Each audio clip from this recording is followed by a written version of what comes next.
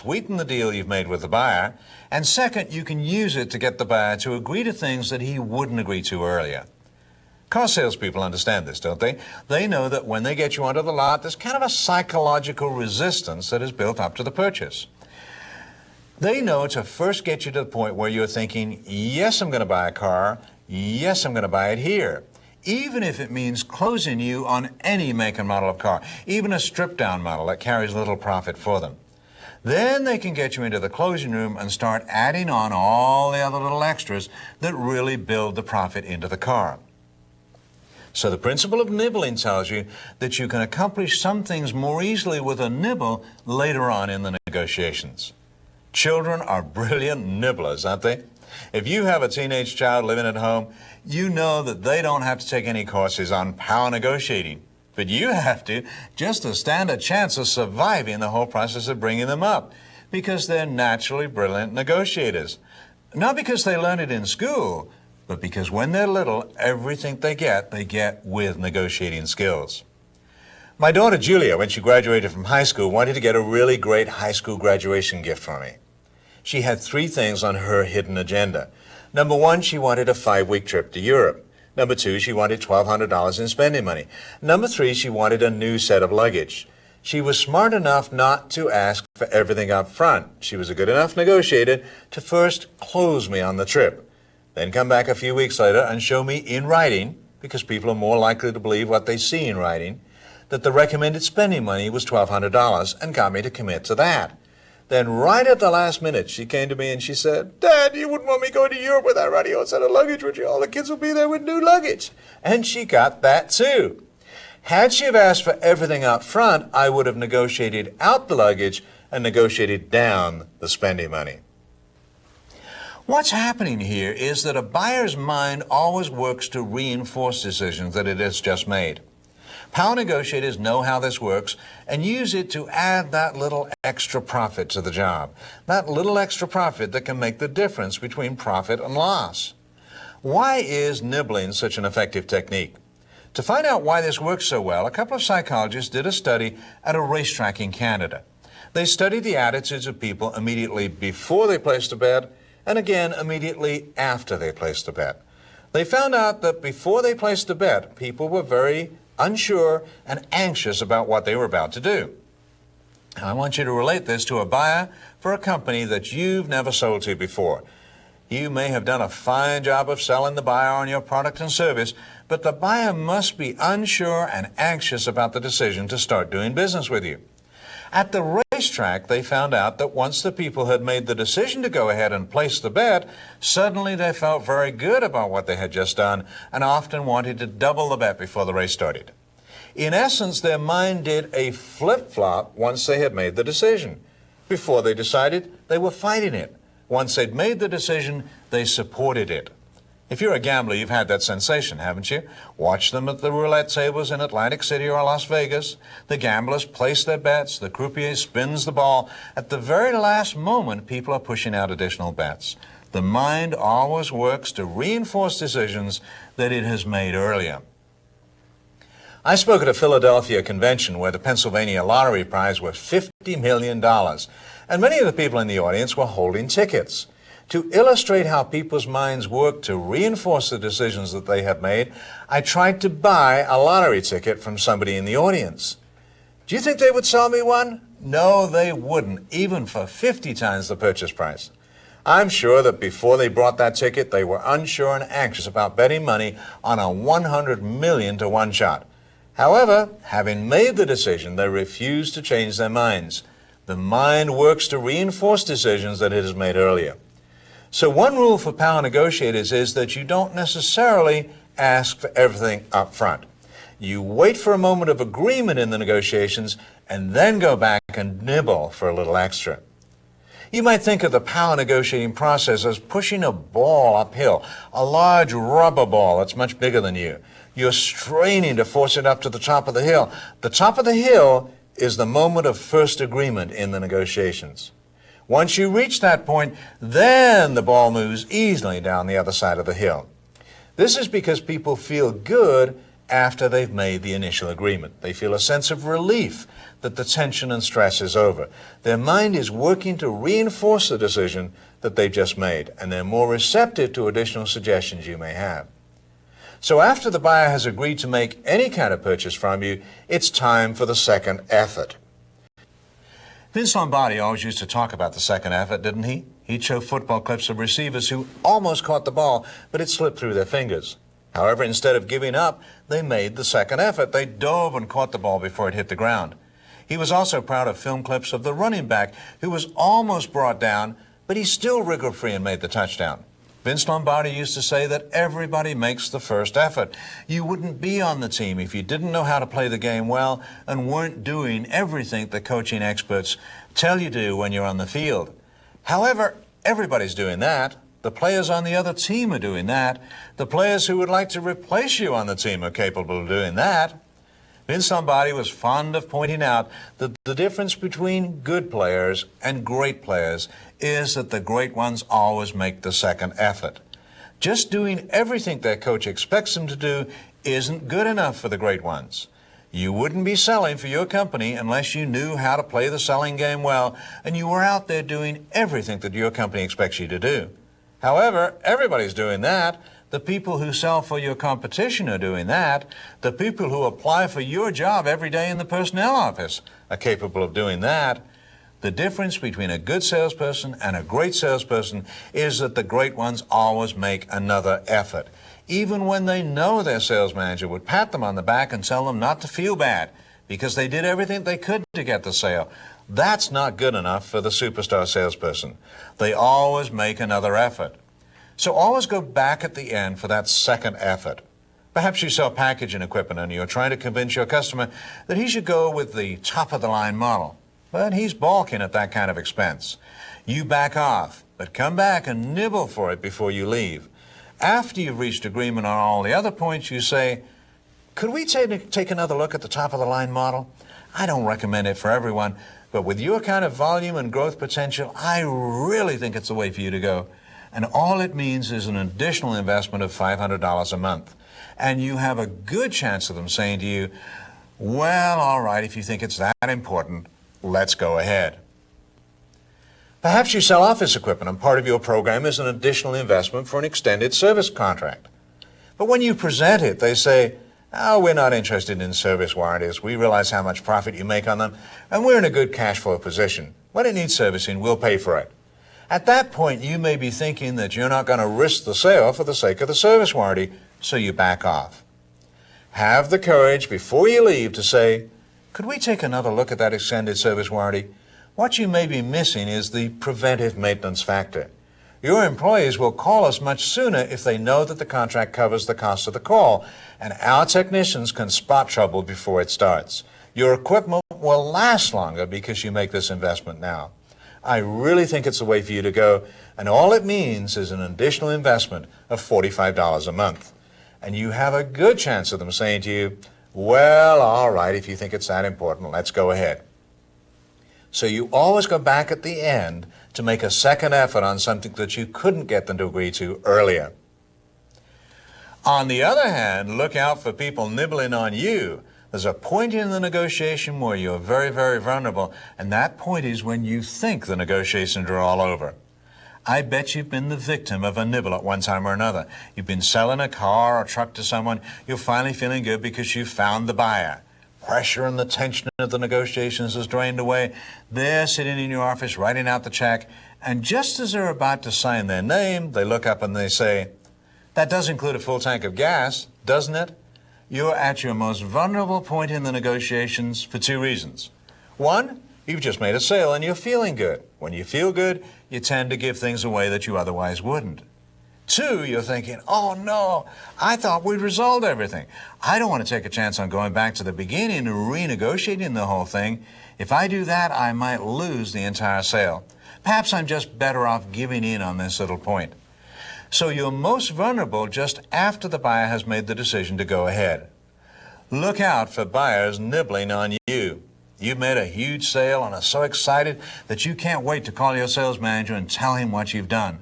The buyer tells you that he needs to call purchasing and get a purchase order number for you. While he's on the phone, he puts his hand over the mouthpiece and says, "Oh, by the way, you can't give us 60 days on this, can't you? All of your competitors will."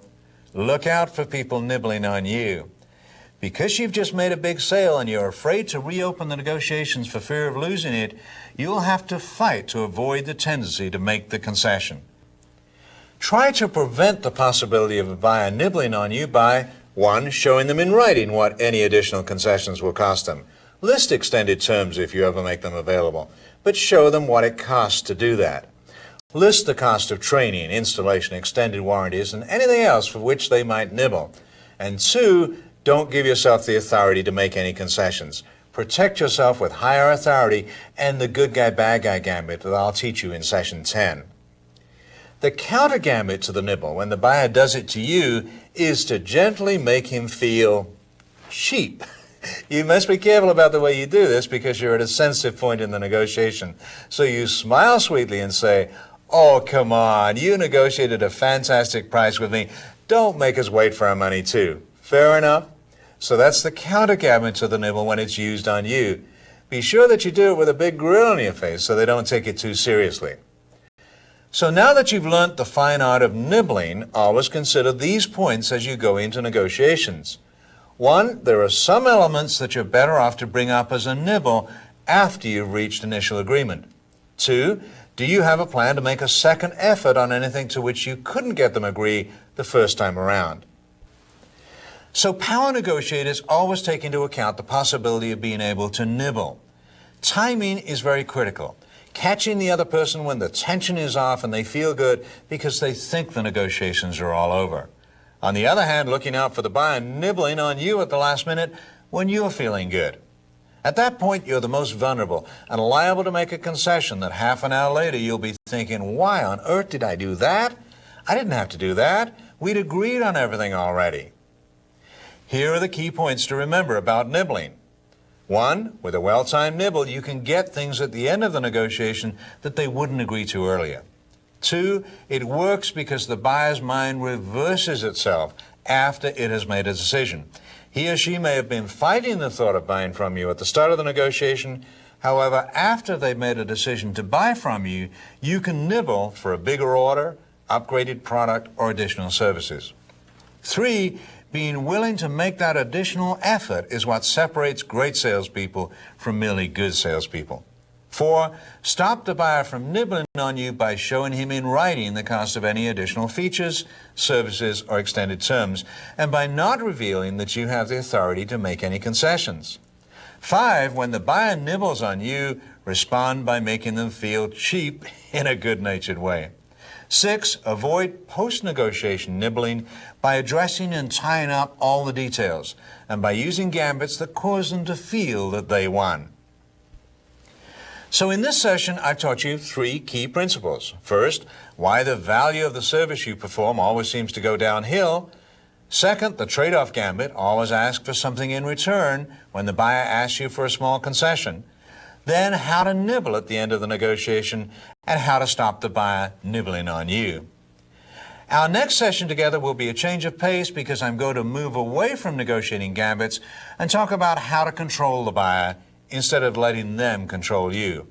I'll teach you the 8 things that the buyer can do to you to cause you to blink first in a negotiation and the things you can do to take control of the sales process.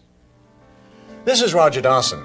Thank you for choosing to become a power negotiator.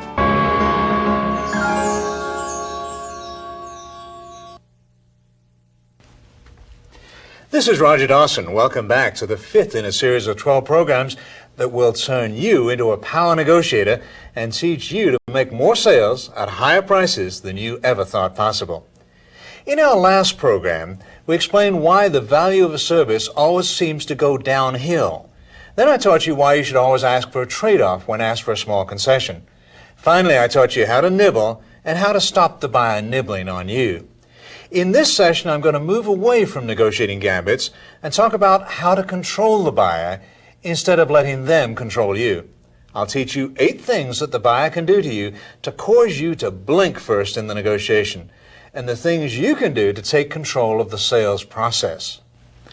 Personal power is something that always affects the outcome of the sale. Whenever you're in front of a buyer, you develop a feeling about how much power you have over him or her. Sometimes it's a mild feeling of confidence that you can make the sale.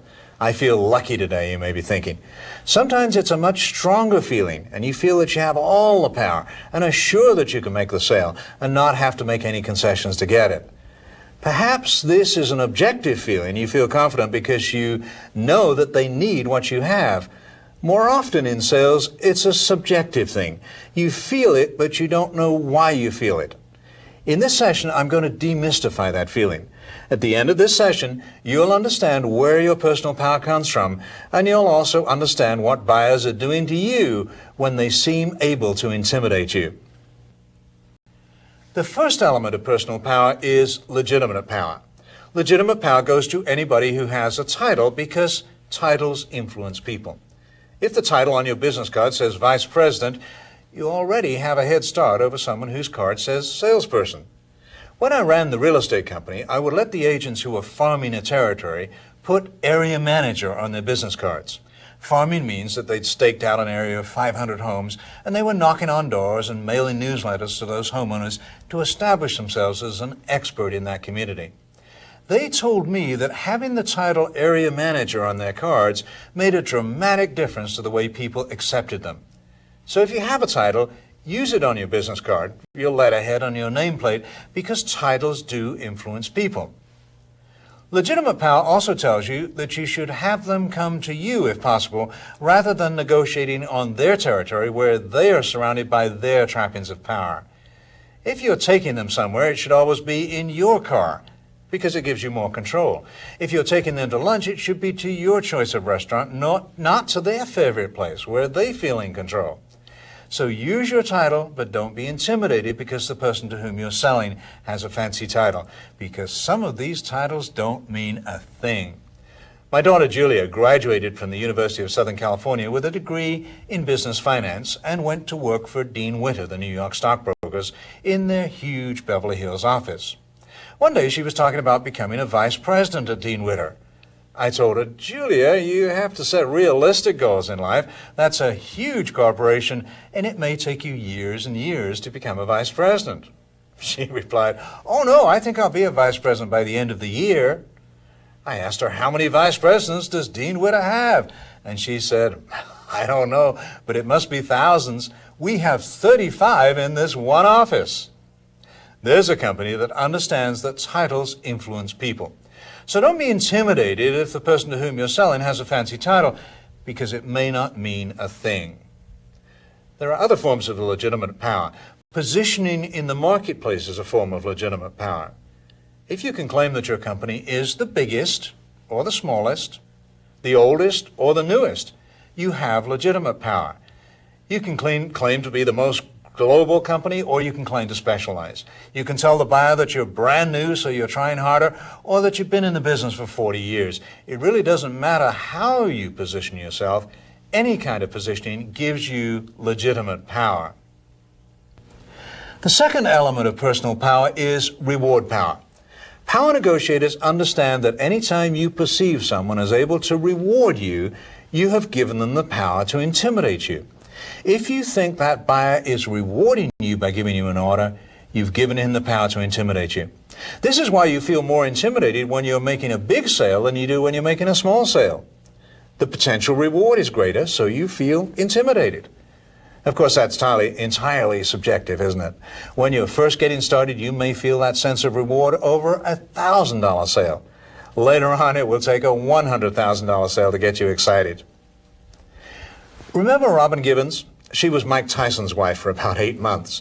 When she was heading out to California to hire a divorce attorney, I'm sure she wasn't thinking that she would be rewarding Marvin Mitchelson by giving him the case.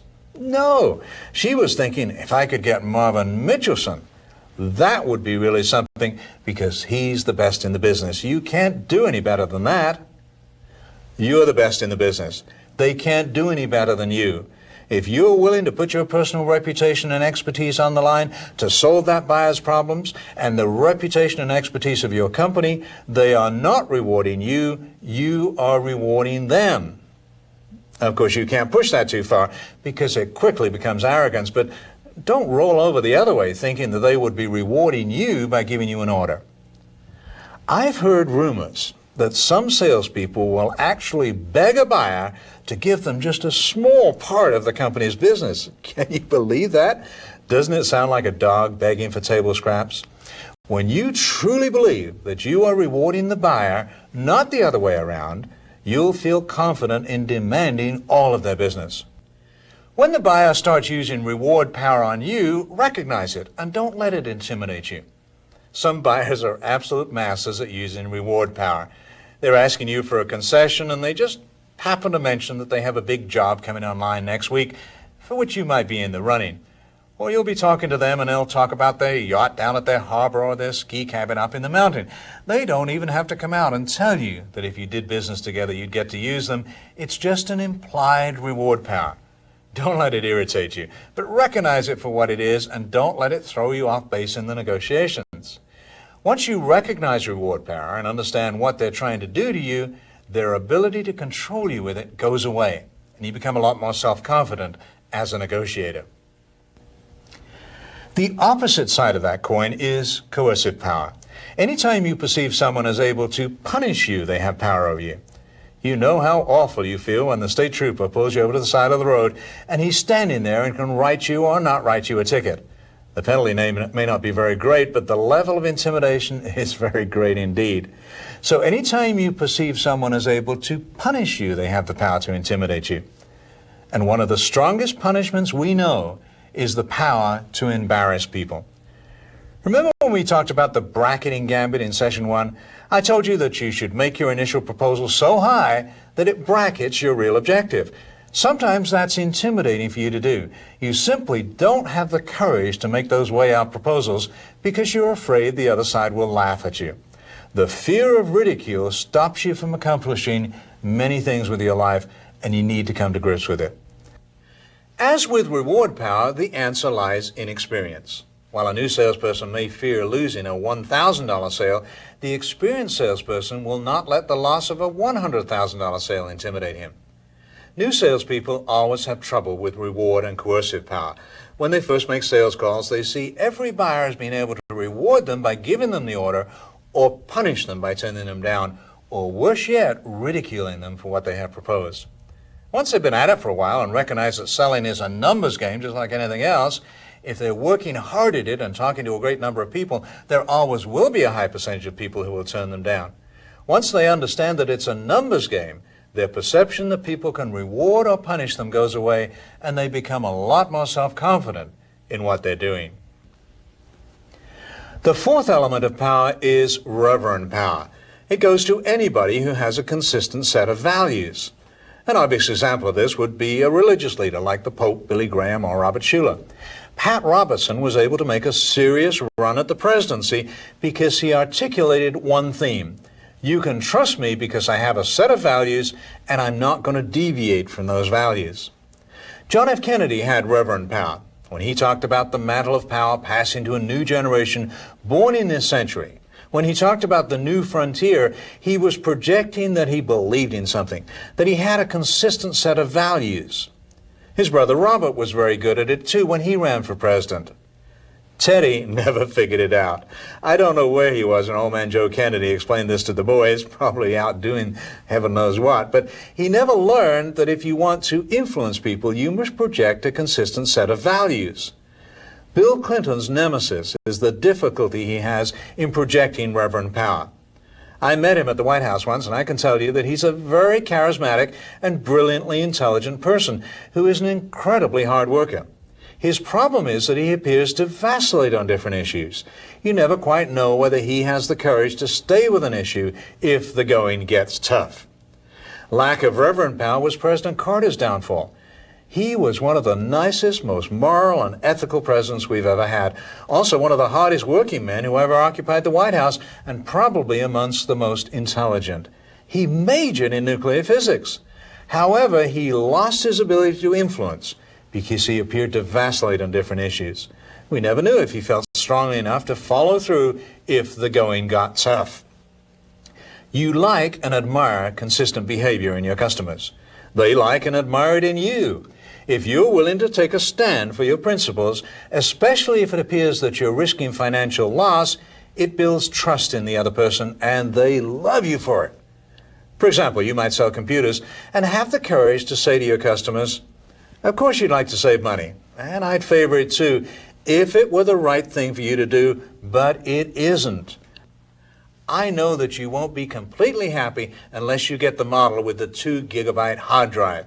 So I'm sorry, I won't sell you anything less. They love you for that.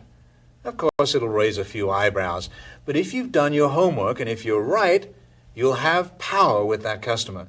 If you back down, how are they going to respect you? Suppose that you had the misfortune to have a heart attack. You wake up in a hospital bed and the doctor is telling you that you need a triple bypass heart surgery. And you say, I think I can get by with a double bypass.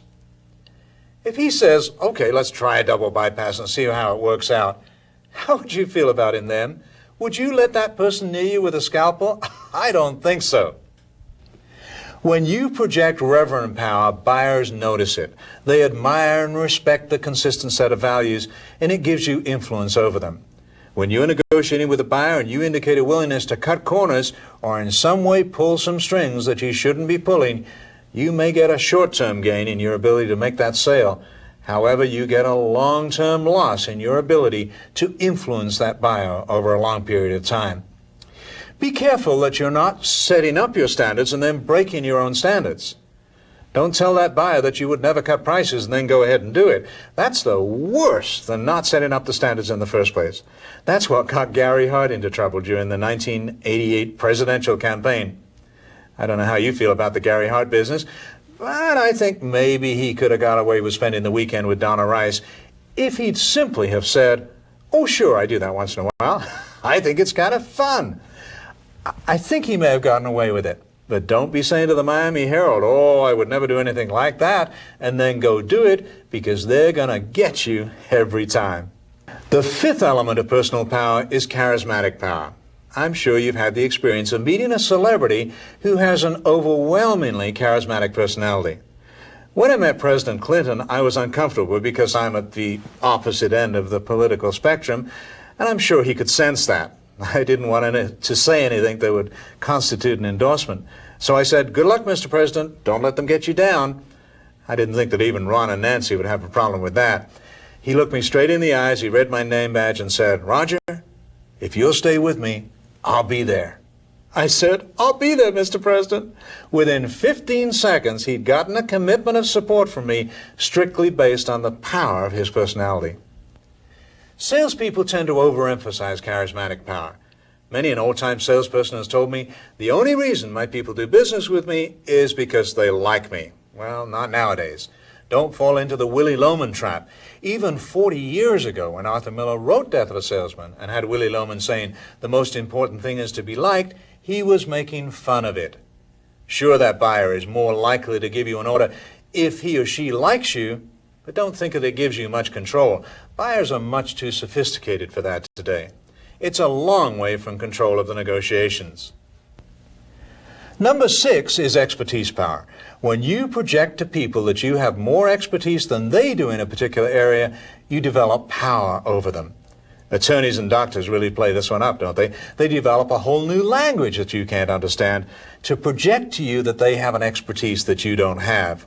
There's not a reason in the world why doctors couldn't write prescriptions in English. But if they did, it would take away a little of that mystique, a little of that expertise power. Attorneys are the same way. They develop a whole new language that we can't understand so that they can project expertise power. We all love attorneys, don't we? Did you hear about the attorney who died and went to heaven? That's not the punchline. St. Peter said to him, boy, are we thrilled to have you here. We've never had a 125-year-old attorney before. And the attorney said, I'm not 125, I'm 39. St. Peter said, there must be some confusion. According to the hours that you've billed. Don't let buyers intimidate you with expertise power. Remember when you first started in sales and you studied up on the technical side of what you sold, but you weren't confident about it yet? Then you ran into a buyer who appeared to know more about it than you. Remember how intimidating that was? Don't let the buyer do it to you. When they question your expertise, don't be afraid to say, Well, that's not my area of expertise, but our engineers are the finest in the business. You can have complete confidence in them. Now let's take a look at these last three together. Let's take a look at reverent power, charismatic power, and expertise power. Power negotiators know that these three are critical if you are to control the negotiations. Do you know someone who doesn't seem to have half the problems that you have when they're selling buyers on your program? Perhaps you've been out on a sales call with your sales manager, and she made it look so easy. She sat down with the buyer and chatted with him for 15 or 20 minutes. She didn't appear to be talking about anything of consequence, but at the end of that time, the buyer was saying to her, "What do we have to do here? Do we need to go with the top of the line, or can we get by with the standard? You tell us, you're the expert." Here's how she got that much power over the buyer. She did a good job of projecting reverent power, charismatic power, and expertise power. Reverent power: I won't do anything that is not in your best interest, regardless of the gain to me. That builds trust, doesn't it?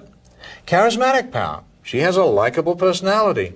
And expertise power: your sales manager projected to the buyer, without it becoming overbearing, that she knew more about it than he did. When you put those three together, you're very close to control of the negotiations. You're very close to the point where the buyer will defer the decision. Well, he'll say, "What do you think we should do?" And he has surrendered control of the negotiation to you. The seventh element of personal power is situation power. I'm sure that you've been the victim of situation power, haven't you? This is the person down at the post office, normally very powerless in any other area of their life, but in this particular situation, they can accept or reject your package. They have power over you, and don't they love to use it? It's prevalent in large organizations or government agencies where the people don't have much latitude in the way they perform their job. When they do get some latitude, when they have some power over you, they're eager to use it. The key issue in negotiating is that sometimes you get to the point where people have so much situation power over you that you're going to lose this one, regardless of how good a negotiator you are. So if you're going to have to make the concession anyway, regardless of what you do, you might as well make the concession as gracefully as you possibly can. It doesn't make any sense to get so upset about it that you lose the goodwill of the other person and still have to make the concession. But how many times have we been into a department store to get a refund or something, and they're saying to us, "All right, we'll do it this one time, but it's not our normal policy." What sense does that make? If you're going to have to make the concession anyway, you might as well make it gracefully as you possibly can so that you maintain the goodwill of the other person. Don't let situation power upset you. Power negotiators know it for what it is. Pass on and move into an area where they do have some control. The final element of personal power is information power. Sharing information forms a bond. Withholding information intends to intimidate. Large companies are skillful about doing this. They'll develop a level of information at the executive level that they won't share with the workers. It's not because it's that secretive. It's not because it would do any harm. It's because these large corporations know that a level of secrecy at the executive level gives them control over the workers. The human race has a tremendous desire to know what's going on. We can't stand a mystery. You can put a cow in a field, and it'll stay in that field all its life and never wonder what's on the other side of that hill. Human beings will spend $1.5 billion to throw a Hubble telescope up in space and another couple of billion to fix it when it doesn't work right, because we have to know what's going on out there. Withholding information can be very intimidating. You've made an extensive presentation to a buying committee, and they say to you, "We need to talk about this for a moment. Would you mind waiting outside in the lobby? We'll call you when we're ready for you." Is it any wonder that you feel uncomfortable sitting outside in the lobby? Because we hate it when people withhold information from us. The moment we realize that they may be just doing this to us as a negotiating gambit, that they may be in there talking about football scores for all we know, so that when we walk back into the negotiations, our level of self-confidence has gone down and their level of power has gone up, the moment we realize what they may be doing to us, they can no longer intimidate us with that gambit. So these are the 8 elements that give you power over the buyer. Legitimate power, the power of your title or your position in the marketplace. Reward and coercive power, which is nearly always perception, not reality. Reverent power, the ability to project a consistent set of values. Charismatic power, the power of the personality. Expertise power, situation power, and information power. When you get a chance, take the time to rate yourself in each of these elements, not as you see yourself, or maybe not even as you really are, but as you think other people see you. How do your buyers perceive you in each of these 8 areas? Give yourself a score from 1 to 10 in each of these areas, 1 being very weak and 10 being very strong. Add the scores up, which would give you a potential score of 80. If your score comes out in the 60s, that's a very good number for a power negotiator. You have power, but you still have empathy for the other side. If your score is over 70, I'd be a little concerned that you're too intimidating when you're dealing with people. Less than 60, and you have some weak spots. Examine those elements where you gave yourself a low rating and see what you can do to get yourself up to a 10. As you review this list, remember that these 8 elements are also the ways that the buyer can intimidate you into thinking that you don't have any power. So the next time you're negotiating and you feel that you've lost control, that they're beginning to intimidate you, identify which of these elements is getting to you. Identifying it will help you handle it. Pay particular attention to the 4 critical ones for power negotiators. The effects of these 4 together are cataclysmic. When these 4 come together in one person, it is incredible what happens. The 4 are legitimate power, the power of the title; reward power, the ability to reward people; reverent power, the consistent set of values, I'm not going to deviate from this regardless of what happens; and charismatic power, the personality, the pizzazz with which to put it across. These are powerful whether it's for good or evil. This is what Adolf Hitler got control of Germany with in the 1930s. He kept stressing the title, Führer, Führer, Führer. He kept stressing reward power. He kept saying to the German people, if we do this, if we invade Czechoslovakia and Poland, this is what we'll get. The dictatorial reverent power, we'll never deviate from this. And he had a hypnotic, charismatic power. He could hold tens of thousands of people mesmerized with his oratory. It was also the way David Koresh got control over the Branch Davidians in Waco, Texas, and had so much control over them that they not only wanted him to tell them where to live, what to think, and what to say, but the ultimate abuse of power. Most of them wanted him to tell them when to die. He was telling his people that he was God. That's a pretty good title. You can't do much better than that.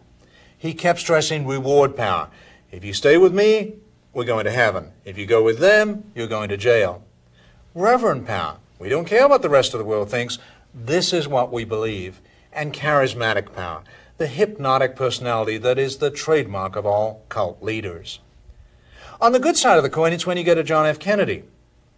Every president has the power of the title. Every person is able to reward, but not every president is able to project the consistent set of values.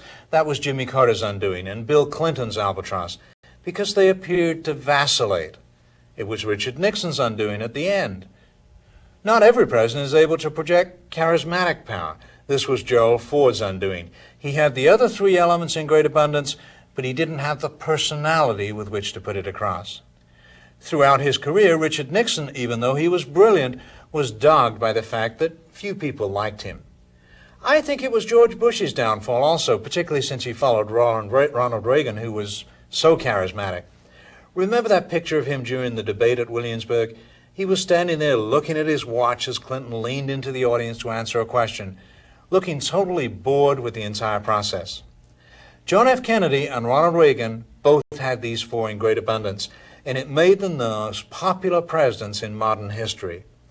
You can have that kind of power over your buyers if you concentrate on developing those 4 elements of personal power. When you do, I promise you that you'll see a remarkable transformation in your ability to control your buyers. So in this session, I've taught you how to use your personal power to control the buyer instead of letting them control you. I've taught you the 8 things that the buyer can do to you to cause you to blink first in the negotiation, and the things that you can do to take control of the sales process. You'll be fascinated with our next session together because I'm going to teach you how to analyze your personality style and the personality style of your buyers. Then I'll teach you how to adapt your negotiating style to the personality style of the buyer. This is Roger Dawson, Thank you for choosing to become a power negotiator.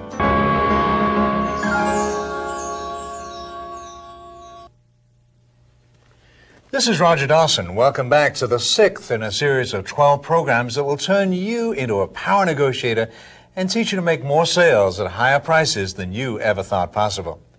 In our last session, I taught you how to use your personal power to control the buyer instead of letting them control you. I taught you the 8 things that the buyer can do to you to cause you to blink first in a negotiation, and the things that you can do to take control of the sales process.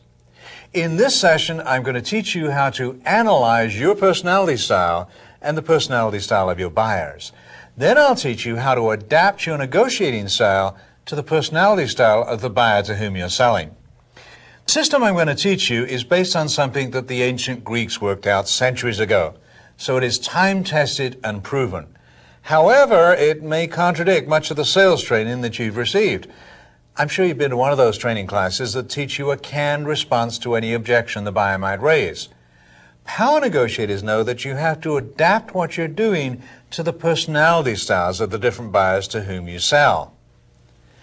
The system is based on 2 dimensions. The first dimension is the assertiveness level of the buyer. You tell this by the firmness of the handshake, the directness of his or her responses to your questions, and that they volunteered their name easily when they shook hands with you, that kind of thing. The assertive buyer wants to get down to business quickly. He or she will shake hands and say, "Come on in and let's see what you have for me." An unassertive person wants to take time to get to know you. An assertive buyer will quickly make a decision. "I'll take a truckload if you'll give me 20% discount off of list, have them here by the 15th and take care of the freight. Do you want the deal or not?" An unassertive buyer wants time to think it over or refer it to a committee. Assertive people are always eager to sell their ideas and philosophies to other people, so they are typically persuaders. Also, they have short attention spans. Their mind is constantly jumping from one thing to another. They're thinking about all the phone calls they have to make and all the things they have to do. Because they know they won't be thinking about the same thing 5 minutes from now, they get in the habit of making decisions quickly. They'll take a look at your proposal and either go for it or not go for it fairly quickly, whereas less assertive people have long attention spans, so they get in the habit of making decisions slowly. They genuinely need time to think things over. So power negotiators recognize this as a major point of conflict in closing the sale. If you're a fast decision maker, the less assertive, slow decision makers drive you up the wall. You'll be thinking, "He's had that proposal for a week now. I call him up and he says he's still thinking about it. For heaven's sake, how long does it take anybody to make up their mind? It's only $200,000. It's not that big a deal." Whereas if you're an unassertive person, you're probably a slow decision maker and you're very suspicious of fast decision makers. You say, "I took the proposal into the buyer and she looked at it briefly. It couldn't have been more than 3 or 4 minutes and said, 'Fine, let's go with it.' That company must have the worst credit rating in the world. There's no way we'll ever get paid. It's just not natural for people to make decisions that quickly." Now let's recap the characteristics of the assertive buyer. The assertive buyer wants to get down to business quickly, makes fast decisions, is eager to persuade you to his point of view, has a short attention span. The second dimension is the emotional level of the buyer. This is the same as the left brain versus right brain way of thinking. Emotional right brain people are creative and care about people. Unemotional left brain people see things in black and white and care about things. Evaluate the way the buyer says things and the warmth with which he or she responds to people. So the emotional buyer is creative and cares about people more than things. If you combine the assertiveness and emotional dimensions, you come up with 4 different styles. First, the assertive, unemotional person, whom I call a pragmatic. The pragmatic buyer will typically have his call screened. His secretary will want to know who's calling and what you're calling about before he puts the call through. The business environment will be formal. He'll have a secretary who places his calls and confirms appointments for him, and who will usher you into the office rather than the buyer coming out of his office to meet you. Pragmatics like participation sports, such as skiing, scuba diving, flying. He may like golf, but hates how long it takes and typically won't take the time to do it. He's tidy, highly organized, and always dresses formally. With the pragmatic, don't waste time with small talk. You're there to make a proposal, not chit-chat, and his eyes will glaze over if you try rapport building by talking about the basketball game last night. Don't overload the pragmatic with information. He'll make a decision with the least amount of information necessary. If you try to sway him with excessively enthusiastic presentation, you'll come across as a phony. Expect a fast decision based strictly on facts. Second, the assertive emotional person, whom I call the extrovert. The extrovert buyer is friendly and open. He'll place his own telephone calls, doesn't necessarily want his incoming calls screened, will tend to meet you in the lobby if you go to his place of business, and give you a personal tour of the company. He greets everybody warmly as he walks around the building. He loves the excitement of spectator sports such as baseball or football. He'll probably have pictures of his family in the office. Something a pragmatic thinks is too informal. Although he likes to spend time talking about his vacation or his hunting trip, if somebody comes into the office for a business decision or if he takes a call while you're there, he'll make the decision quickly. He's a warm and friendly person, but he's not afraid to say no to you. So he's personable, but at the same time, he's assertive. He's not particularly organized and his desk is probably cluttered. He has poor follow-up, but he's likable and fun to be with. When you're dealing with an extrovert, paint an enthusiastic picture of the benefits to him. Get him excited. Talk about his interests, which probably include football and baseball. Get to him by telling him stories of triumph and disaster. Expect a fast-paced decision based on his level of excitement about the project. Third, the unassertive emotional person, whom I call the amiable.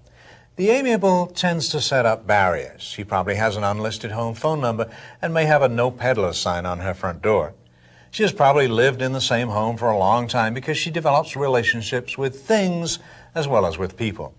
She probably drives an older car because she fears going down to the dealer and getting ground to death by a high-pressure salesperson.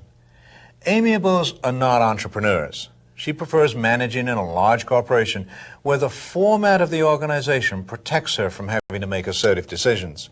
She seems to have a poor sense of time management. Call her and ask her for an appointment, and she'll tell you to drop by any time. She tends to be disorganized because she can't say no to people. When asked to be on a committee, she has a tough time refusing, so she tends to take on more work than she can handle. Her environment is warm and comfortable because she forms a relationship with the things in her life, such as homes, furniture, and cars, and doesn't like to change them. When you're dealing with an amiable, go slowly. Wait until she trusts you. Demonstrate that you really care about people. Be careful because the slightest little thing will offend this person. Don't high pressure her because she doesn't like being forced into making a decision. You'll just have to acknowledge that and give him time to think things through because you have to wait until he feels comfortable with you. The fourth personality style is the unassertive, unemotional person, whom I call the analytical. The analytical would most likely have an engineering or accounting background. He probably has a gadget mania and is surrounded by computers, calculators, and phone dialers. He was the first person in his state to have a fax machine at home. He's a very curious person who soaks up information and can't get enough. Show him a book and he'll want to know when and how it was printed. It's interesting to see an analytical in a management situation. He feels that he can manage everything just by generating massive amounts of information. Analyticals are very precise about punctuality, so you'll never hear him saying, "I'll be there around lunchtime." He would say, "I'll be there at 12:15." He's also very precise about figures, so he won't tell you that something cost just over $100. He'll tell you that it cost $104.16. He loves precision so much that when you tell him the specifications of your product, carry it out to 2 decimal places. With the analytical, be accurate.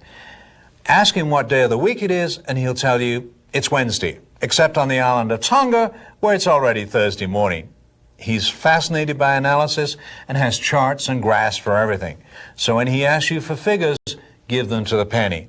Be prepared to give every little detail of the operation. Try to build rapport by talking about his interests, which probably include engineering and computer technology.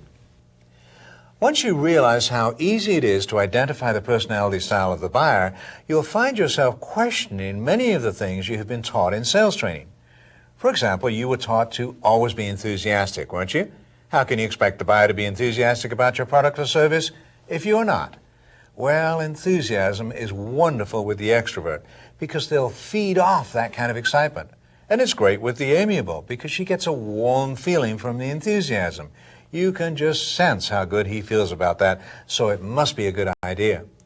But the pragmatic is turned off by enthusiasm. Oh, don't give me that phony sales pitch, he's thinking. Just give me the facts I need to make a decision. And there's no way you can tell me that an analytical will be bowled over by enthusiasm. He's not going to make a decision until he feels he has enough information. Another thing that I'm sure you learned in sales training is to dominate the conversation. When you're asked a question by another person, answer with a question. Can you deliver it in 30 days for me? Would you like it delivered in 30 days? Does it come in blue? Would you like it in blue? Can you give me 90 days to pay? Would you like 90 days to pay? And so on. Well, this is great with the analytical because he loves questions. He'll sit there all day asking and answering questions. And it's great with the amiable because it's a sign that you care about her. But when a pragmatic asks you a question, he wants answers. He doesn't want to play verbal ping pong with you. It's the same with the assertive extrovert. He won't warm to you unless you deal with him in a straightforward and open manner. He'll make a fast decision, but it will be based on facts. Another thing that you've probably been taught is that people buy with emotion, not logic. And the only reason they need any logic at all is to justify the emotional decision they've just made. Well, that's true with the extrovert personality. Donald Trump spent millions on pink Italian marble for the lobby of the Trump Tower because it felt like the right thing to do. It's true with the amiable because the emotion translates into a warm feeling about you and what you do. But pragmatics don't spend money with emotion. They spend because it's going to generate the return they want. Analyticals don't make a buying decision with emotion either. They'll make a buying decision when they feel that all the numbers are in line. Recognize that you will have the most difficulty with the personality style who is different from you on both the assertive and emotional dimensions. If you're an assertive, unemotional pragmatic, you love other pragmatics. They're down-to-earth, no-nonsense people.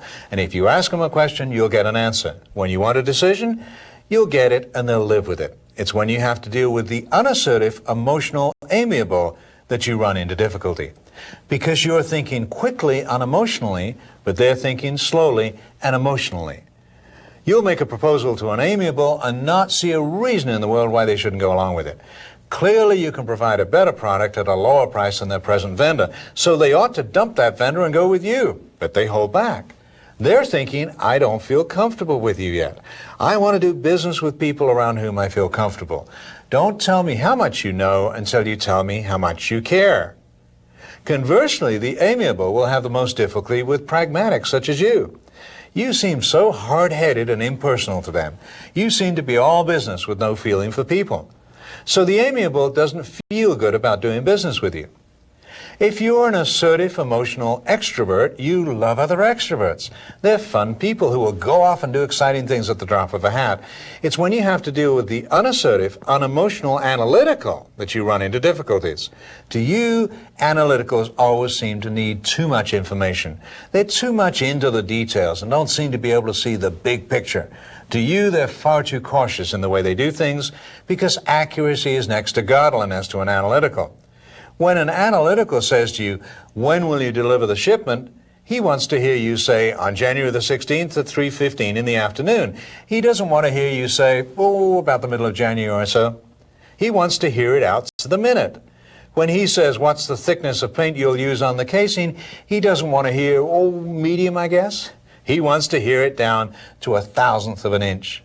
Conversely, the analytical thinks that you as an extrovert are too flippant. You're too easygoing. You go off on different tangents without really knowing all the information that you ought to know about the situation. Now let's talk about how each of these personality styles negotiate differently. The pragmatic in a negotiating situation turns into a street fighter. A street fighter is a person whose only goal in the negotiation is to win. And to him, winning means that somebody else has to lose, and what's wrong with that? That's the way the world is. Don't waste my time with all this wishy-washy win-win nonsense. Why on earth would I be concerned about their needs in the negotiations? That's what they're here for, and I expect them to fight as hard for what they want as I'm going to fight for what I want. You would think that the street fighter would be the one you'd least like to see sitting behind a buyer's desk. But they have a vulnerable flaw. Their flaw is that they become obsessed with one issue in the negotiation because they see negotiating as a game to be won or lost, and they must have a way to score the game. So the street fighter buyer may decide that the winning the negotiation with you means that he gets you down to a lower price than his present supplier, so he will become obsessed with that one issue. But if you realize this, you'll find that he'll give away everything else in order to attain that goal. Let's say that you sell commercial real estate and you have a street fighter seller who has made up his mind that he won't take a penny less than $10 million for his shopping center. If you take him an offer at $9.8 million, he'll turn it down because he would feel that he was losing. However, if you took him an offer at $10 million and asked him to carry back a $1 million straight note with 6% interest added, due and payable in 10 years, which is a worse offer than the $9.8 million cash-out offer, if you consider the time value of money, he will accept it because it meets the criteria by which he's scoring the game. Another thing about the street fighter is that in order for him or her to feel that they won, they must see that somebody else is losing. Don't talk win-win to a street fighter. Instead, bleed all over him and tell him how much you're hurting. The extrovert turns into a den mother as a negotiator. A den mother is someone who gets so excited about things that they tend to lose perspective. This is the person in your office who's organizing a softball team, and he's so excited and enthusiastic about it that it doesn't occur to him that there's anybody in the entire world who doesn't want to play softball on Tuesday night. Den mothers are the people most likely to have the whole negotiations fall down around them and not realize there was a problem. You'll see them come back into the office and kick the desk. They went with the other supplier. How can they do this to me? I was out drinking with them until midnight the other night. The amiable tends to turn into a pacifier as a negotiator. Their objective in the negotiations is not so much to win as to see that everybody is happy. It's interesting to see the opposite personality style, the street fighter, negotiating with the pacifier, because the street fighter will grind every last dime out of the negotiations, convinced there's not another penny left on the table, and when it's all over, the pacifier will turn to them and say, "Now, are you sure this is fair? I wouldn't want to take advantage of you." The analytical tends to turn into an executive-style negotiator. Typically, the analytical buyer was schooled as an engineer or an accountant, so everything's been okay as long as it's been buttoned down, nailed down, and in its place. They don't like the push and the shove of negotiating. They like everything to be rigid and in its place, and their favorite expression is, "It's the principle of the thing." The opposite personality style, the extrovert den mother, will say, "Hey, look, we're only talking $500 here, so for heaven's sake, let's split the difference and get the thing going." And the analytical executive style negotiator will say, "Well, I understand that we're talking $500. Actually, since you're proposing we split it, we're only talking $250, aren't we? But at this point, it's the principle of the thing I'm concerned about." So if you're an analytical, be careful that you're not too rigid in the way that you negotiate. Now let's look at these different personality styles and see how their style of negotiating is different from what I want you to become, which is a power negotiator. Let's look at each element of the negotiations. First, let's look at goals in the negotiations. The pragmatic street fighter's goal is clear. His goal is victory. He wants to win in the negotiations. The extrovert den mother's goal is to influence the other people. He has so much fun changing other people's minds that he loves to take a position against the other side just to see if he can turn their thinking around. The amiable pacifier's goal is agreement. He feels that if he can get everybody to agree on something, everything else will fall into place. The analytical executive's goal is to have order in the negotiations, to get the negotiation on a formal format so that the procedures established produce a solution.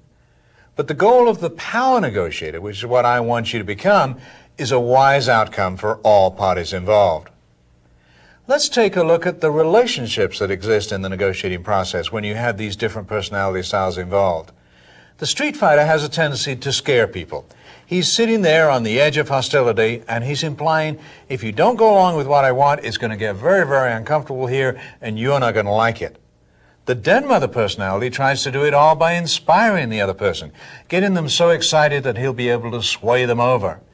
The pacifier wants to develop relationships. If we like each other well enough, we'll all agree, is his philosophy. And the executive really ignores the relationships and negotiates strictly based on facts. The power negotiator learns how to separate the people from the problem by bringing the people back from their emotional relationships with each other and concentrating on the resolution of the issue.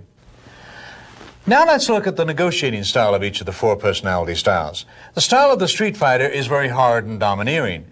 The style of the den mother is excitable. The style of the pacifier is soft, maybe too soft. He may too easily give in on things. And the executive remains detached from the personalities. The power negotiator learns how to be soft on the people, but hard on the problem. He's easygoing, friendly, likable, and courteous with all the people involved in the negotiations, but he keeps hammering away and concentrates on the problems. Each of the four personality styles has their own particular fault as a negotiator. The street fighter, the dominant personality, tends to dig into a particular position. Determined to get what she wants from the negotiation, she won't budge even if it would be better to yield. The den mother tends to ignore the others and isn't sensitive enough to what's really going on in the negotiations. The pacifier's fault is that he's too easily swayed, and the executive's fault is that she's inflexible. Their method of negotiating differs greatly also. The street fighter demands losses from the other people. He doesn't feel that he can win unless other people lose. The den mother wants to inspire people and to get them turned on to a particular idea. Feeling if they're excited about it enough, they'll go for it. The pacifier tends to accept losses. Their theory is that if they make concessions, the other side will want to reciprocate. The executive is too rigid in his style of negotiating, but the power negotiator learns how to create options in the negotiations where nobody loses. So a critical issue in the negotiating process is that the power negotiator works to get people off of the positions that they have taken, largely because of their personality styles, so that they can concentrate on interests. This is a key point because positions can be 180 degrees apart, whereas interests can be identical. Take a look at the changing relationship between the United States and Russia. For 40 years, the Russians had adopted a position that there's no sense arguing with the capitalists. They're not going to change until they dominate the world. Why negotiate with them? Similarly, we Americans had taken the position that the Russians were so inflexible that it was a waste of time to talk to them. We'd known that ever since Khrushchev pounded his shoe on the table at the United Nations, that they wouldn't stop until they had dominated the world with their philosophy. Those were positions that both sides have taken. For 40 years we concentrated on positions. Positions can be 180 degrees apart even when interests are identical. Without question, we both have a mutual interest in world peace. We both have an interest in reducing our military expenditures. We both have an interest in becoming trading partners. So a power negotiator learns to get people off positions that they have taken so they can concentrate on the mutual interests. The key is to become familiar with the different personality styles of your buyers and learn how they approach things differently. Then, even though they may have taken a radically different position from yours, work on getting them off that position and concentrating on your mutual interests. So in this session, I've taught you how to analyze your personality style and the personality style of your buyers. Then I taught you how to adapt your negotiating style to the personality style of the buyer to whom you're selling. Analyzing the personality style of your buyers is powerful stuff, but you have to work at it. If you do, it will only be a week or two before you're quickly able to place your buyers on the personality quadrant, and from that, understand their negotiating style and adapt your style to match theirs. Remember to first analyze whether the person is assertive or not, and then determine if they're emotional or not. Our next session together will be a lot of fun because we're going to talk about something that's becoming very important in our rapidly changing business environment: how to negotiate with foreigners and people of different ethnic backgrounds. See you then. This is Roger Dawson. Thank you for choosing to become a power negotiator.